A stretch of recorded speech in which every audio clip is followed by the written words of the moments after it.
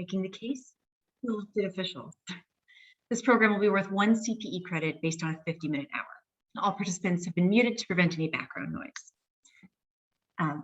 When you log into your learning dashboard, you went through to enter this webinar, you'll find everything else you need for this course. Just below where you clicked to enter here, you'll find course handouts available to download. And you'll also see this field to enter the attendance verification code. That code will be announced later on during the presentation. After the program, you'll come back in and enter that in, which will unlock your course evaluation just below that. I ask that you just complete that quick survey to give us a little feedback on today's program, and completing that evaluation will unlock the last item here, which is your CPE certificate. That will be available immediately after the course. If you have any questions throughout the program, you can submit those using either the chat feature or the Q&A feature. Find those in the menu at the bottom of your screen in Zoom. And with that, I'll hand it over to our speakers.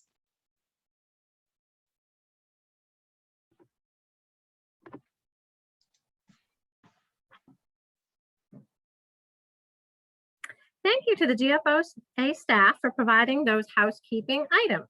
My name is Pamela Hurd. I serve as the Secretary Treasurer for Wright Township in Pennsylvania. I'm a member of the Small Government Forum. I hope everybody is safe, healthy, and happy and had an enjoyable summer. During this past year, Small Government Forum has been quite active with a number of professional growth opportunities. To begin with, I would like to remind everybody you should read the Small Government Forum quarterly newsletter to learn more about the happenings at SGF. Secondly, I encourage everybody to attend our virtual networking events. Topics for these webinars have included working remotely, accessing PPE funds at the local level, and the American Rescue Plan. Our next virtual networking event is scheduled for December 7th, and the topic is financial transparency. Today, the Small Government Forum is presenting its final webinar on professional development. Today's webinar is entitled, Making the Case to Elected Officials. The first webinar was entitled A Season of Change, and the second webinar was entitled Sometimes You Don't Know What You Don't Know. Today's panelists include Jennifer Sines. Jennifer serves as the chair for the Small Government Forum. In addition, Jennifer has recently been appointed Finance Manager, Treasurer for Lake Whatcom Water and Sewer District in Washington. We are also privileged today to have Don Hudson. Don has had many years of experience working at small governments. Currently, he is the Assistant City Manager, Finance Director for the City of Tualatin in Oregon. Finally, we have Norman Eckstein. Norman is the Vice Chair for the Small Government Forum. Norman serves as a CFO for Boontown Township in New Jersey. Detailed biographies and the presentation PowerPoint slides can be located on the GFOA Learning Management System.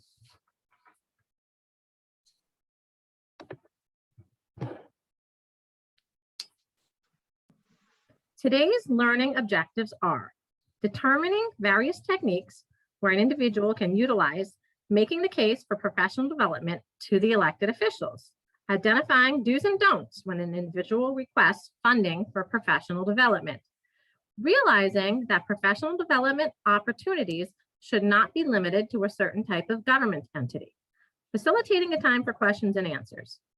If you have any comments, questions, please type them in the chat box, but we will ask that you refrain from chatting while we are doing our scenario presentation.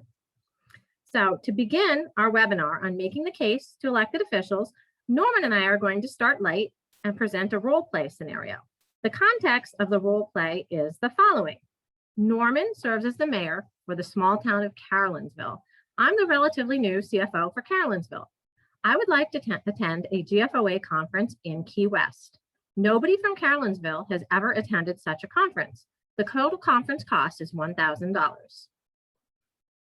There's going to be a poll question and follow-up chat discussion after the role play. Enjoy the webinar.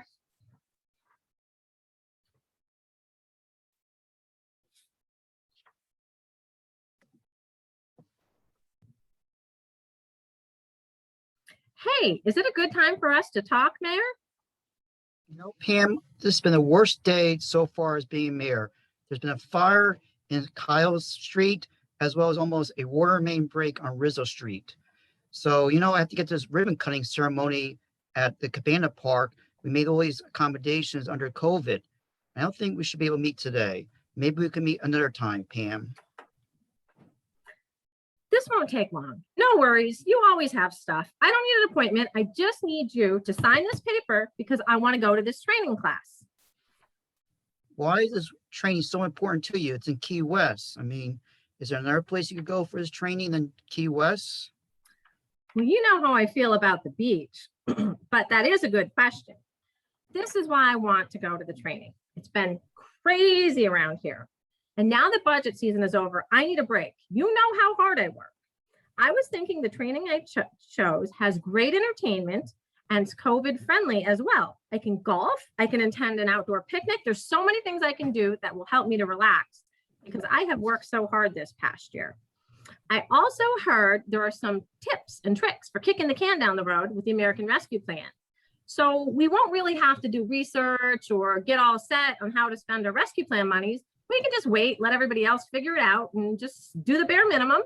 And I can figure that out so that we're covered doing the bare minimum and we will figure out the rest as we go along. So this is a great idea. We can figure out how let other people do our work.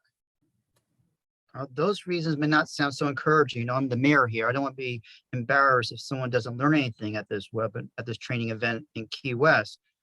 Do we have a budget to support this expense for you? I trust you with the numbers, but I'm not sure how financially we're standing in our community right now. We have all that American Rescue Plan money, so we don't even have to worry about the budget this year. That's why I picked a seminar near the beach, because I figure it's only fitting. Global warming is happening. We can just reallocate the snowplow budget to the training. Makes total sense. Okay, again, that's not really encouraging to go to a training in Key West, but I'm concerned about our employees and vendors here. How are you going to pay the employees and vendors when you're away from your job? This is a small town. You do all these different responsibilities here, Pam. Well, I did think of that because I think of everything. Our vendors can wait for the payments. What are they going to do if we pay them late? They need us. They need our business. They need our money. They can just wait till I'm back. I also had the best idea about payroll. Let's pay everyone a week early. That way the payroll will be done. When I get back, when I get to it, we'll fix everything, catch it up if there's anything that needs to be done. Also, we could just start doing this all the time. Just submit the payroll early, just hit the button, and we just reconcile everything on the back end. That could be a really good time-saving item. Also, I know that no one reads those financial reports that I prepare, so let's just skip them for this month. I don't think anyone's even going to notice. And I know you're the mayor. You can handle everything, so I trust you. I got those certain things covered, and I know you can handle the rest. I appreciate those kind words, Pam, but I'm the mayor here. So I just need to have some type of encouraging words from you that why this training will be beneficial for you. Well, it's going to be the usual thing. I'm going to sit in the back of the room. I'm going to have my laptop. I'm going to surf the internet if it's really boring. After the training, I'm going to meet my former college roommate. She's awesome. You would love her. We're going to go to some local sites. We're going to eat awesome cuisine. And you never know. When you go to trainings, there's all kinds of people there. I could meet someone very influential and I could land my next job. Okay, so my final question, Pam, is not to get to this ribbon cutting ceremony at the Cabana Park. You think it's a good time to go for such training in Key West, Florida? Oh, absolutely. You yourself said training is important. So I think we need to live by those words. And I need a break and I'm an expert in my field. So I really need to keep up appearances. This is a key training and I would just appreciate if you could approve this and we could move on. Okay, well, I need to go to that ribbon cutting ceremony at the Cabana Park right now. So I'll follow up with you right in like an hour from now, but don't start making those reservations to Key West yet.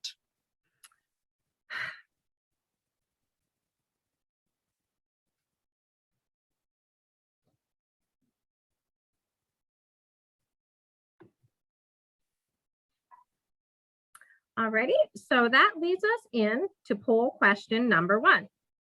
Have you or your organization ever experienced a similar situation as the one in the skit? A is yes and B is no. We'll have about 60 seconds to answer the first poll question.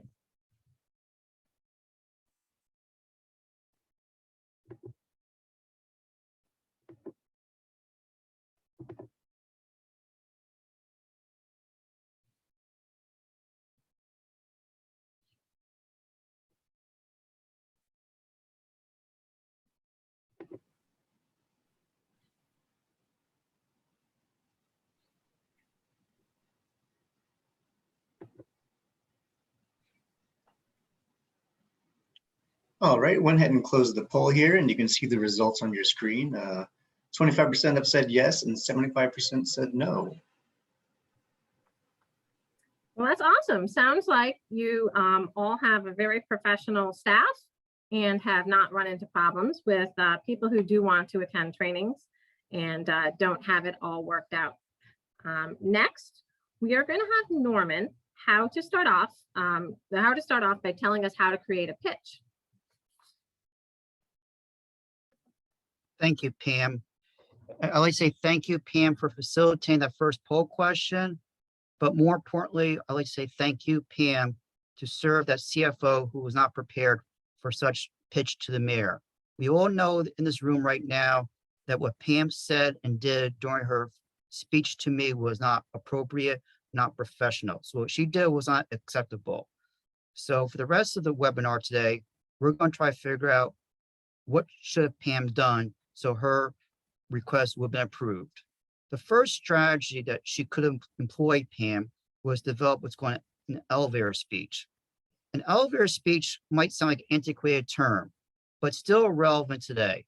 An elevator speech is approximately a half a minute speech that you use to pitch something, to convince someone to do something. So for Pam's case, she was trying to create a pitch to me for granting her approval for this training in Key West. So what should she have done during this presentation?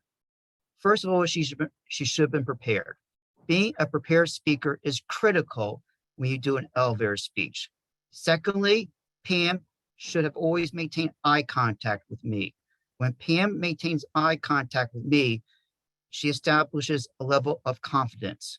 The third thing she should have done was create some type of emotional feelings that why she wanted to go to this training. Yes, she creates some feelings, but they're probably not relevant to the reasons why she should have gone to this training. So again, what she should have done is been prepared, maintain eye contact, and speak with passion. Now, what she should not have done is to speak like a robot. That's one thing you do not do during an elevator speech, speak like a robot, as well as what Pam did. She just ramble on. Timing is so important in our lives. Time is a limited resource. So the last thing is you want to do as a speaker is just waste someone's time listening to you. In our next slide, we're going to establish this trust idea. Our elected officials appoint us as finance directors because they have trust in us. They have trust in us that we're going to do our jobs in an effective as well as an efficient manner as finance directors. You know, we're not weather people. Weather people could announce a forecast for 6 inches of snow, but in reality, a foot of snow falls. Or how's about a hurricane that's supposed to hit that part of Florida when in reality it hit the other part of Florida? Those weather people are still going to get paid based upon those wrong forecasts. But as finance officers, we don't have that room for error per se. Our financial reports need to be totally accurate and reliable because again, we are the agents of our communities. In our next slide, we're going to discuss those different types of responsibilities that we do as finance directors. And for this part of the presentation, I'm going to refer to as the A's, B's, C's, D's, E, F, and G's of financial officers. A refers to accounting and auditing. B refers to budgeting. C refers to capital expenditures. D refers to debt commitments. E refers to enterprise funds. F refers to financial forecasting. G refers to grants. Now, again, all those A, B, C, D, E, F, and G's have best practices that GFOA promulgates. And what makes those responsibilities more challenging for us in small governments, because we just don't do the high level areas in those A, B, C, D, E, F, and G's. We do those operating responsibilities as well, like payroll, accounts payable, and revenue collection. So if Pam was going to a training on accounting, she should present an argument to me that says, you know, Mayor, I need to get to this training on accounting because we have to make sure our financial records are always accurate and we will know where our financial position is. Similar with budgeting. If Pam goes to a training on budgeting, she could convince me as mayor that I will not depend upon one-shot revenues to balance a budget. C, capital expenditures. Again, as mayor, I do not want a sinkhole in my community. If we don't have a well-structured and implemented capital budget plan, there might be a sinkhole in my community, and that'd be the worst thing I want to experience as mayor. D, debt. I'm not going to tell you today if debt is good or bad. More importantly, Pam should convince me that as mayor, I have to remember that if our community incurs debt, that debt represents a fixed cost for our community. E, enterprise funds. This is connected to the private sector a little bit as well. So again, Pam will need to demonstrate how the dynamics of an enterprise fund and how is that relevant to our day-to-day responsibilities. F, financial forecasting. As I said already, we're not weathermen. We cannot predict snowstorms with 6-inch margin of error or a hurricane with a 50-mile difference in actual landing on the coast. Our financial forecasts need to be more fine-tuned and more sharp than weather people. G, grants. What else can I say than just American Rescue Plan, American Recovery Funds? We have money available from the government. We all know money is available, but at the same time, we got to make sure we're using the money in a proper manner. If not, the federal government will want that money eventually. And as mayor, I will not want to be embarrassed that my finance department did not properly use all those funds from the government because they want that money back. They might also want a penalty as well. So again, the A, B, C, D, E, F, and G's, accounting, budgeting, capital expenditures, debt commitments, E for enterprise funds, F for financial forecasting, G for grants. And our next slide demonstrates that our training that we go to is not just important for us, but it's for our entire organization. As I just mentioned to you as well, when Pam goes to these training events, she could learn how a well-structured capital plan will prevent sinkholes and stuff like that. So for my part, today's training on how to convince your elected officials, I determined and established why creating a pitch is really important. Now, Pam is going to continue on with the training, talking about timing is everything. So Pam, please continue the discussion. Thank you so much, Norman. I would like to talk about timing is everything. So in our skit, we went a little overboard so that we could push the point home.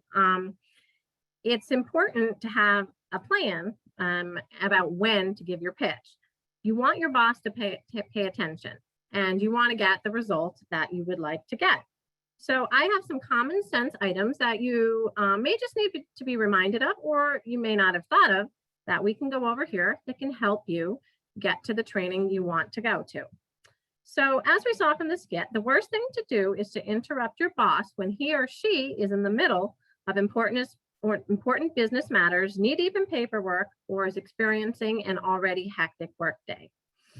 For example, try not to pop in unexpectedly. Instead, send an email several days in advance and schedule a time when the two of you can talk one-on-one. Ideally, towards the end of the week when things are usually less chaotic. Avoid early on Monday and late on Friday. At those times, you are not likely to have your boss's full attention. Never wait until the last minute to schedule or make a request. You want your boss not to be pressured or rushed. As you saw in the scenario, pushing the boss to make a decision just made him back off and have to take time to consider it. So make sure that you schedule your time appropriately with your boss or get your boss when it is most likely that they'll be able to hear you out. Be smart about approaching your boss. If your municipality is under economic stress, or if the municipality has recently experienced setbacks, this might be the worst time to make your request. On the opposite side of the coin, you can time your request to coincide with a major work success or after you personally have been recognized for good work. You can always capitalize on your successes by asking you to go to a training and explaining how that will help you perform even better. Also, a very good tip is to time your request with the budget. If the training is already built into a balanced budget, this will save you the work of asking your boss to have to reallocate funds to allow the training. So a quick recap. Do make an appointment with your boss. Get your boss's full attention. Capitalize on your successes and time your ask. A few don'ts. Don't wait until you want to attend a training to ask if the money is available. Don't approach your boss when he or she is preoccupied or busy and cannot give you his or her full attention. Don't make your request during an especially challenging time. And that wraps up. Timing is everything. And next we have Jennifer on doing your homework. Thank you, Pam and Norman. I want to just reiterate a couple of points that Pamela and Norman talked about earlier and kind of tie it into my story that I have for today for you all. So Pam talked about how timing is everything and how it's important. Norman talked about how our roles are critical within an organization. And I always like to compare the finance department to a football team. And the point of this story is not to think that the finance department is the most important player out there, but we are part of the team. And we all know that with football teams, we have the banter that goes on during practice of people walking around going, oh, I'm the most important, I'm the most important. And on this particular day at practice, the quarterback was walking around the field gloating to everybody how important he was and how without him on the team, there wouldn't be points on the board. Well, the running back got word of this and he's like, no. I'm the most important player on the field because without me running the ball into the end zone, there is no points on the board. Pretty soon the wide receiver joined in on the banter and says, well, you're all wrong. I'm the most important player out there. And without me, you wouldn't have points on the board either without me catching the ball in the end zone.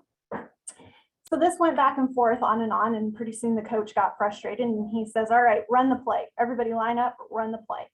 So everybody lines up, the quarterback gets over center and he says, hike, and the center doesn't hike the ball. Well, this enrages the coach and he comes running out on the field, grabs the center by the face and asks, what are you doing? Run the play. So the coach goes back to the side and the quarterback gets under center again and says, hike. And the center doesn't hike the ball to the quarterback. And so now by this time, the coach has lost it. He comes running out there and asks his team, what is the major problem today? And the center says, well, I just wanted everybody to know who the most important player on the field is. Without me hiking the ball, nobody gets to play offense or defense.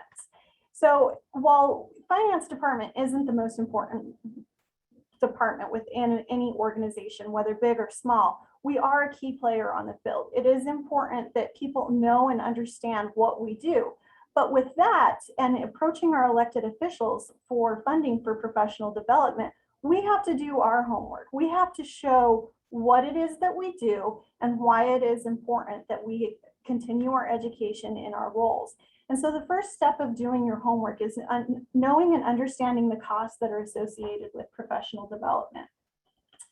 So the first part of knowing and understanding this is knowing and understanding your budget fully. Next slide, thank you.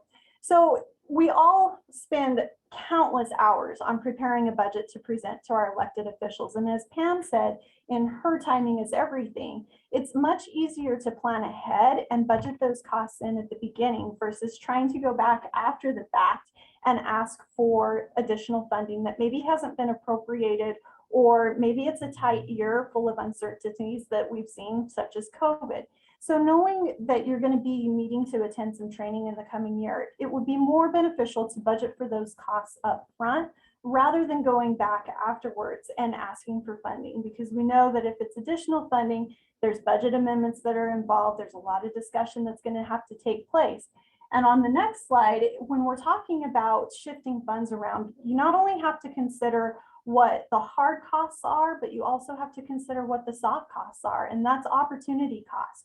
So it's not just knowing, it's the hard cost of the training or the professional development, but it's also the soft costs. If I take money away from this other department that I didn't budget for this training and I shift it to somebody else, what is it costing that other department for me to attend these trainings? And so when you're approaching elected officials for this, it's important that you know all sides of the story and that those are taken into consideration. Something else that goes hand in hand with this is knowing what a lack of education has cost your organization. And again, this can be viewed as a soft cost or a hard cost. Has your organization lost money because you're assessed extra fees for not knowing how to prepare an audit or not getting reports out on a timely manner? Does it take extra time to do certain tasks because there isn't education and there isn't a background and there isn't training there? Do you have burnout from your employees because you can't shift tasks to other employees because only certain people have certifications or only certain people have training with all these different tasks? The next slide talks about knowing and understanding the rules. That goes hand in hand with making the case to your elected official. Your elected officials, you have to keep in mind that they are their own personalities. They have their own quirks. They have their own way of doing things. And so it's important when you're doing your homework and knowing and understanding the rules that you know how to approach your elected officials. Again, timing is important. Don't try to catch them on the fly or when you know they're in the middle of something, because their time is valuable. And oftentimes they are on a tight schedule and don't have time to really stop and give a thoughtful conversation or a thoughtful answer to these types of requests. In knowing and understanding the rules, you need to know upfront what will be required of you if you go to this training. And what oftentimes happens is people get lost in the excitement maybe or the opportunity of going, and they don't really know what the expectations are of them for attending this training. So one of the things that you need to consider before attending any type of professional development or training is, will you be required to stay with your organization for a period of time after you complete this training? A lot of organizations have you sign something that says that you, if they pay for especially college tuition, that you will remain with the organization. So you need to be not only fully committed to the training, but you also need to be fully committed to the organization because there may be a time requirement for you. Next slide, please. The other part to this of knowing and understanding the rules is knowing who's going to cover the cost of the training. So Pamela and Norman talked about some other things that you needed to be prepared to approach your elected officials and budgeting and things like that as well. But knowing who's going to cover the costs up front is important. You need to know as an employee, will you have to pay for this out of pocket and then be reimbursed? Or is your organization going to take care of those costs for you up front? Next slide. Another thing that you need to consider is, again, timing. Do you want to do this during budget season? How long is it going to take you to attend this training or professional development? Will you be required to implement what you learned? If you're required to implement what you learned, is there a time frame that your organization expects you to implement this? And are you going to be required to come back and train people within your department to pass on that knowledge, or is it going to remain strictly with you? These are all questions that you should have answers to before going to your elected officials so that you have a full understanding of what it is that you're expecting of them and what is expected of you afterwards. And the last thing that I want to touch on as far as knowing and understanding the rules is on the next slide, please. Will your additional training equate to a pay raise? Will it result in a promotion? Will it result in additional responsibilities? Don't just assume that because you're attending this training, you're automatically going to be qualified for a pay raise. or that you're automatically going to get a promotion. For one thing, if there's not a promotion available, chances are is if you attend this, you're not going to be promoted. There has to be that job slot for you to be able to move into if you are hoping to get a promotion based on knowledge. So it's important that if you're seeking a pay increase, or you're seeking a promotion, or you're seeking additional responsibilities, that you approach the elected officials with this as part of your elevator speech and presentation. I want to attend this training and I need additional funds because I want to be able to do X, Y, and Z in our organization so that I can save us $10,000 from not having to approach professional contracts to cover this for us. So with that, that takes us into our second poll question for the day. And it's kind of a little bit of a trick question. When approaching elected officials with your requests for professional development funding, should you A, wing it and hope for the best, B, research professional development opportunities and focus on the ones with the best location, or C, ensure professional development you are pursuing is relevant to your job duties and your organization? So I'll give you just a minute to answer that poll question.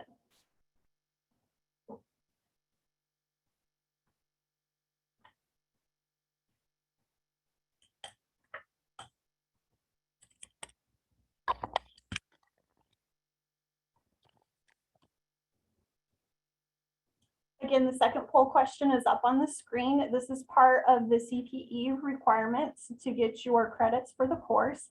Poll question is, when you're approaching elected officials with requests for professional development funding, should you wing it and hope for the best, research professional development opportunities and focus on the ones with the best location, or C, ensure the professional development you are pursuing is relevant to your job and organization?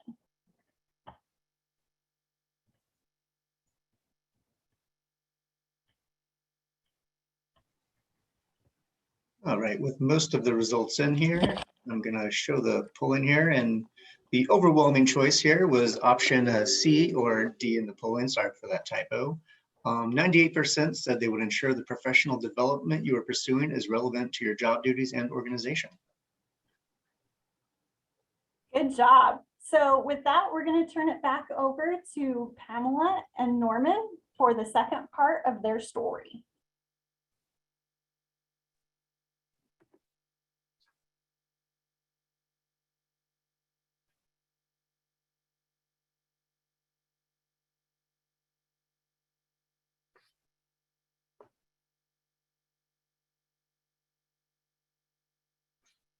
Hi, Mayor.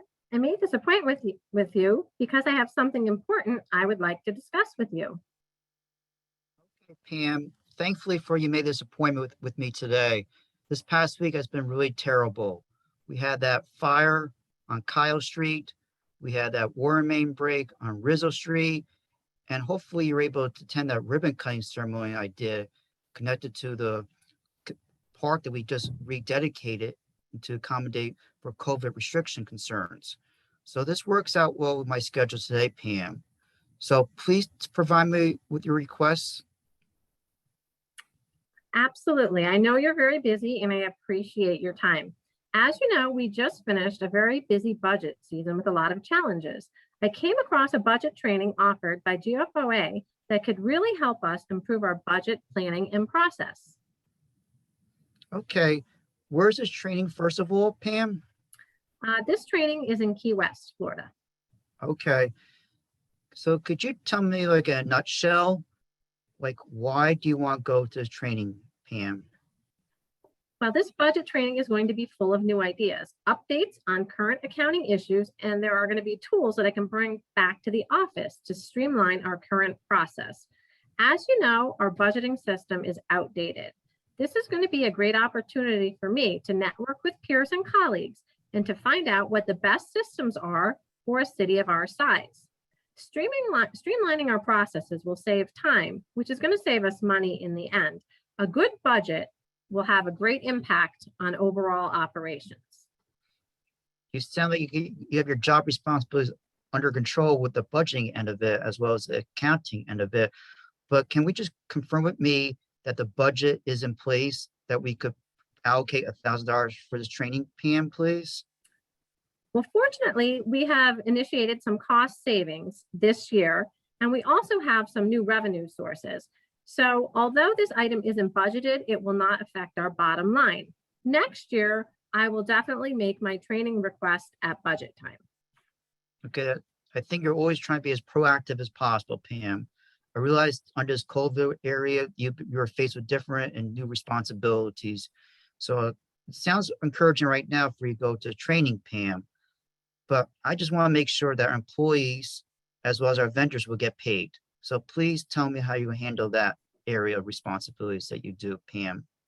That's a great question. I've cross-trained some of the staff on payroll and accounts payable so that those important time-sensitive duties can continue. You know, training isn't the only time when people may not be able to perform their duties. So we already have those processes in place so that operations can continue if someone is out.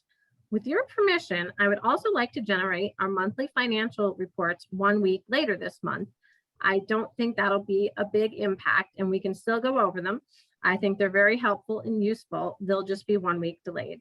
I'm also going to take my laptop and cell phone and I will check in periodically and handle anything that comes up. So it seems like you're really a professional, even though you could be in Key West trying to relax yourself, hopefully, it seems like you're going to be worried about work.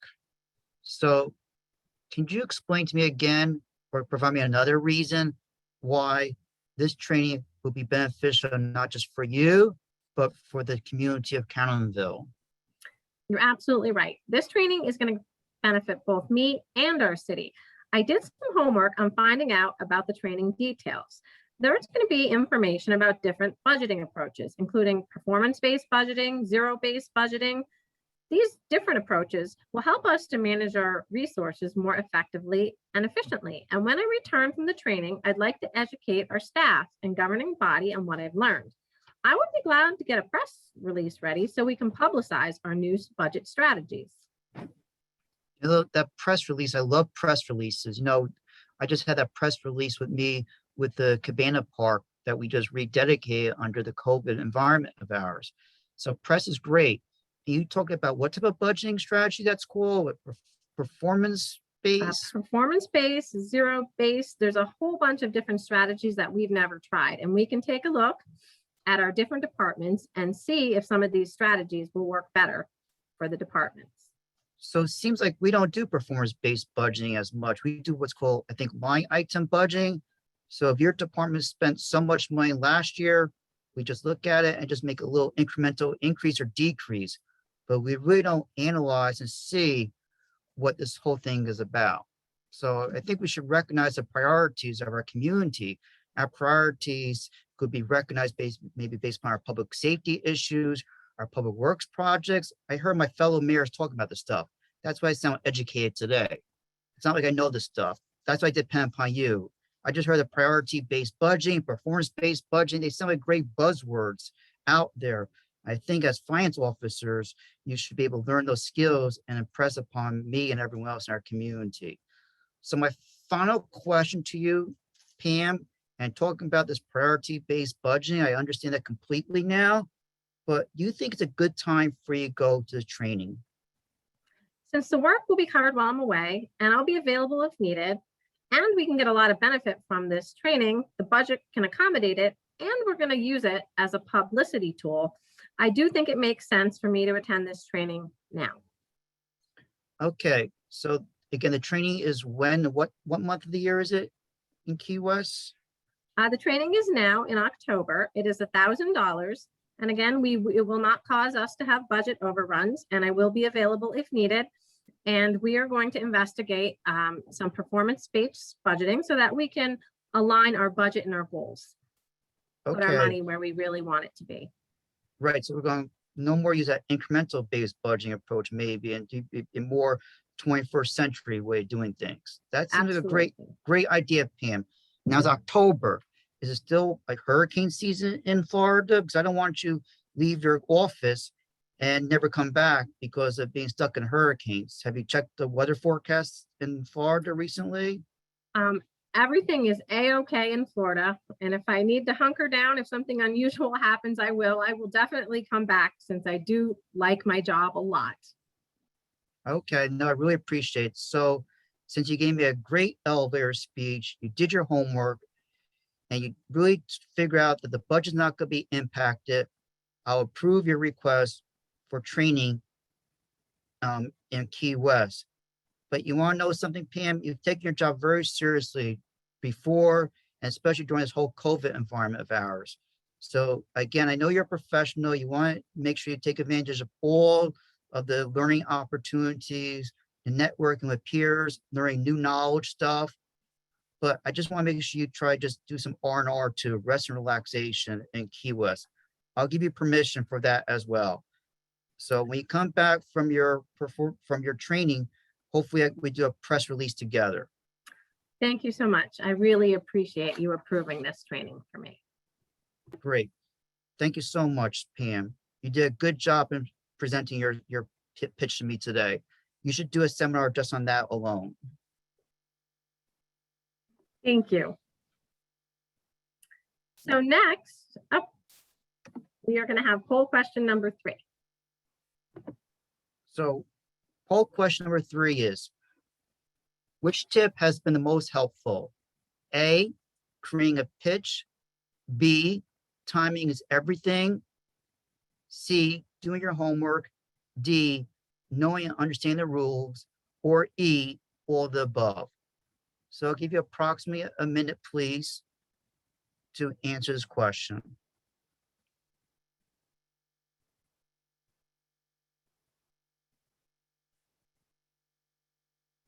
Again, these choices are A, creating a pitch. B, as in boy, timing is everything. C, doing your homework. D, knowing and understanding the rules. Or E, all of the above. Another few more seconds and Eric will close the poll, please. And I'll go ahead and end the polling here, a little over 90%. And sharing the results, and E came in, all of the above, as the most popular option with 80%, 86% selecting that one. Very good. Sounds good. Thank you, Eric, for doing this coordination of the polls during our training today. And now Don's going to continue the presentation on some different perspectives that we might not always thought about with professional development. So please, Don, start your presentation. Thanks, Norman. And before I get started, my neighbors decided this is a really good time to work on his wood chipper outside. So as long as he doesn't actually put wood through the chipper, I think we're going to be okay with the noise level. As finance professionals in small governments, we're responsible for many things, but we're not experts on every part of our job. There are things we don't know, but do we really know what we don't know? So whenever I think about what I know and what I don't know, I think of this quote from former Secretary of Defense Donald Rumsfeld. There are known knowns, which are things we know that we know. There are known unknowns. That is to say, there are things that we now know we don't know, but there are also unknown unknowns. There are things we do not know we don't know. Next slide, please. So besides trainings in Key West, networking is a great way to enhance your career development and forge a path of learning. Besides GFOA, there are a number of organizations that you can turn to for career development and networking in your own state. The first one I want to mention is your state GFOA. I've been a member of Oregon GFOA for 18 years now, and I was president in 2016, 2017. I've developed many contacts over those 18 years being active in OGFOA. So when I run into something that I'm not really sure about, I have contacts that I can reach out to bounce ideas off, to gain knowledge from, and even to steal things from. So be active in your state GFOA. They provide great training opportunities, but above all, provide great networking opportunities. I even met my wife through OGFOA. But don't limit yourself to just networking with other government professionals. You might want to take advantage of your private sector partners, or what we call in OGFOA our associate members. These are banking professionals, our finance and municipal advisors, our bond counsel, and others. These are areas that you may use infrequently during your career, but don't be afraid to lean on them for their expertise when you need them. One of the nice things I found in my government career is we don't have to recreate the wheel. We aren't competitors with each other. So others are willing to share things like RFPs, contracts, their experiences. They may also be able to provide cooperative purchasing opportunities to save us time and money when we need to buy something. There are other organizations that can help you in some of the many fields we need to be knowledgeable in. The first is Leagues of Cities. So LOCs offer a number of networking opportunities and educational opportunities that are relevant to what we do on a day-to-day basis. This is another organization that I've been involved with for a number of years, and I'm currently the chair of the Finance and Taxation Legislative Committee. My involvement with the League of Oregon Cities has opened up many other networking opportunities and knowledge for me. Examples of other organizations that support what our governments do are Association of Counties, as well as special district and school business officials associations. Take advantage of the committees of organizations like these that you get involved in. You never know where that might take you. Before I became chair of the Finance and Taxation Committee, I was a member of the committee, and I'd been in Oregon, I'd say about 6-7 years, and I really didn't fully understand the property tax system and how it, I just knew our counties got the money, they sent it to me, I was happy as a clam at high tide. But in this organization, I realized how complicated our property tax system was. So in that committee and getting more knowledge, I ended up now, I am one of the people that present on property tax and considered one of the property tax nerds in Oregon. I would never have thought about that type of thing or the opportunities for networking and so forth that I gained by just getting involved. Next slide, please. So we've all heard the quote, "Jack of all trades, master of none." But there's actually more to that quote, as you can see from this meme on your left-hand side. I think this really describes what we all face since we're asked to wear many hats in our jobs every day.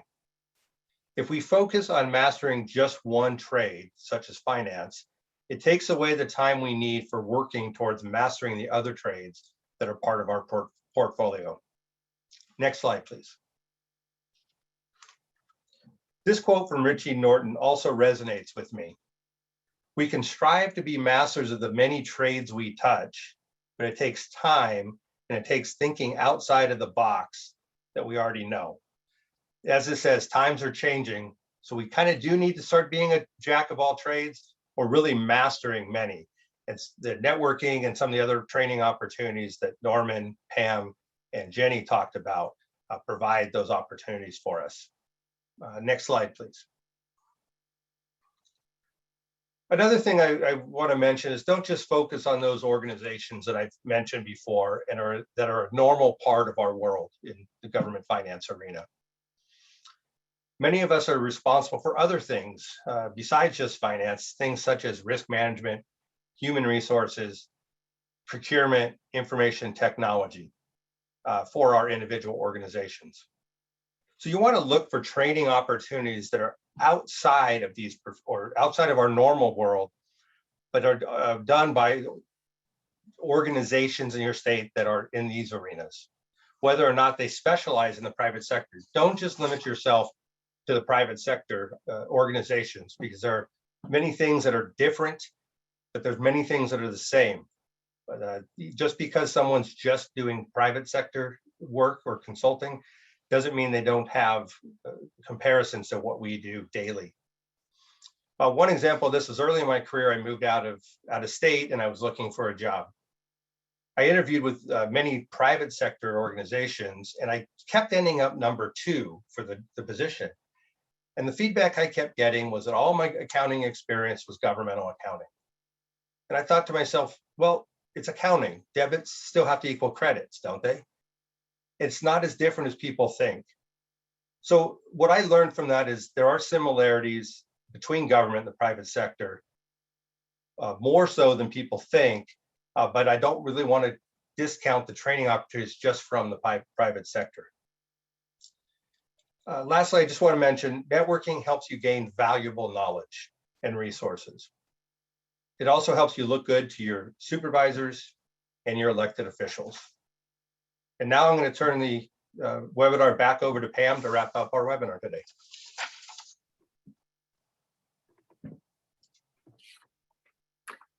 Thank you so much, Don. I appreciate it. So we welcome you to send us a chat. Does anyone have any tips or tricks? What solutions have you had when faced with a similar situation as to the one in the skip? Either when you needed to ask to go to a training and didn't think it was going to be well received, or had one of your employees ask to attend a training. Also, I wanted to let you know the CPE verification code is the word education.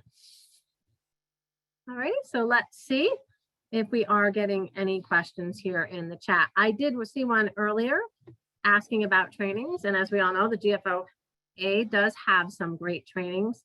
I personally would also recommend some of your vendors. If you have an accounting system, we're very small here, we use QuickBooks. Intuit does offer a lot of free courses having to do with accounting. Same thing with payroll. Our payroll vendor does offer a lot of courses about the Affordable Care Act. And I know with the American Rescue Plan, I've been getting emails from the U.S. Department of the Treasury, and they have the occasional training also that helps you out learning the rules and regulations with the rescue plan. And somebody did ask me to repeat the verification code, and it is the word education. If I could jump in on your first question you were answering about training opportunities and GFOA and that, but again, I'll point to your state GFOAs and some of those other organizations. A lot of them have annual conferences.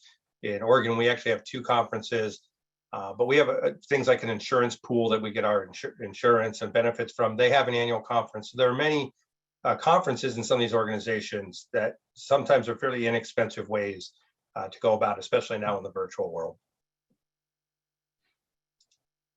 Absolutely.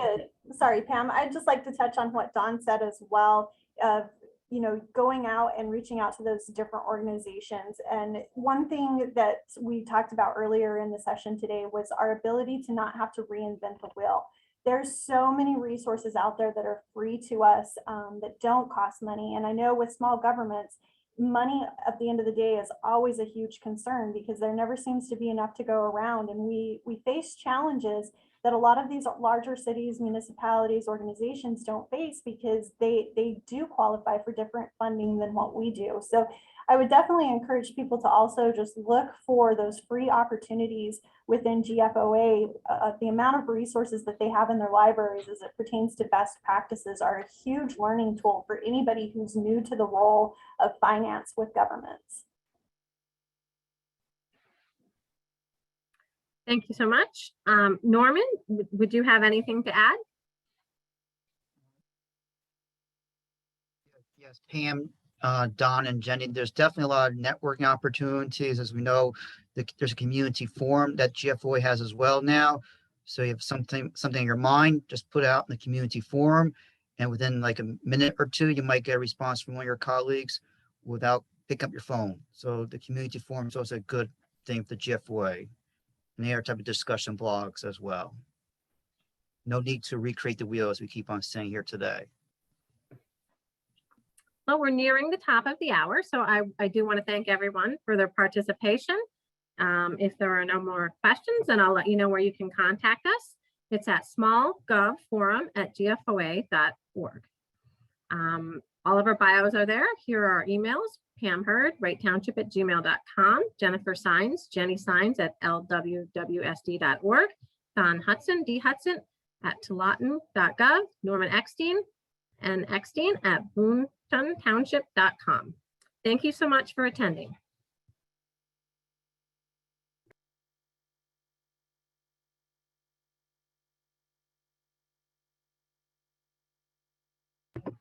And I would also like to remind everyone about our next virtual networking event, Financial Transparency, December 7th at 4 p.m. Eastern Standard Time.